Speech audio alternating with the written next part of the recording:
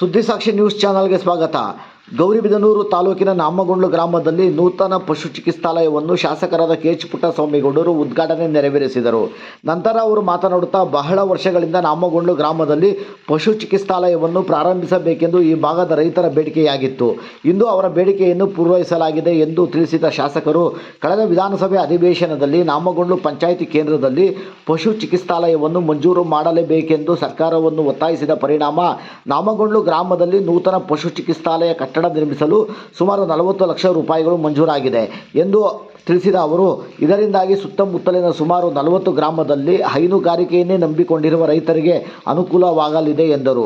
ಕಾರ್ಯಕ್ರಮದಲ್ಲಿ ಕೊಚಿಮಲ್ ನಿರ್ದೇಶಕರಾದ ಜೆ. ಕಾಂತರಾಜು, ಜಿಲ್ಲಾ ಪಂಚಾಯಿತಿ ಮಾಜಿ ಉಪಾಧ್ಯಕ್ಷ ರಾಘವೇಂದ್ರ ಹನುಮಾನ್, ಪಶುಸಂಗೋಪನಾ ಇಲಾಖೆಯ ಸಹಾಯಕ ನಿರ್ದೇಶಕ ಡಾಕ್ಟರ್ ಎಸ್. ಮಾರುತಿ, ಗ್ರಾಮ ಪಂಚಾಯಿತಿ ಅಧ್ಯಕ್ಷೆ ಭಾರತಮ್ಮ, ಉಪಾಧ್ಯಕ್ಷೆ ನಾರಾಯಣಸ್ವಾಮಿ, ನಾಮಗೊಂಡ್ಲು ಹಾಲು ಉತ್ಪಾದಕರ ಸಂಘದ ಅಧ್ಯಕ್ಷ ಮೋಹನ್, ಮುಖಂಡರಾದ ಅಶ್ವಥ್ ರೆಡ್ಡಿ, ಸುಬ್ರಹ್ಮಣ್ಯ, ಪುರುಷೋತ್ತಮ, ಸೀತಾರಾಮ, ಗೋಪಾಲಪ್ಪ, ಸಂಜೀವಮೂರ್ತಿ, ಚನ್ನೇಗೌಡ, ಸುಮನ, ಜಗನ್ನಾಥ್ ರೆಡ್ಡಿ, ಕೃಷ್ಣಾರೆಡ್ಡಿ ಹಾಗೂ ಇನ್ನಿತರರು ಕಾರ್ಯಕ್ರಮದಲ್ಲಿ ಭಾಗವಹಿಸಿದ್ದರು.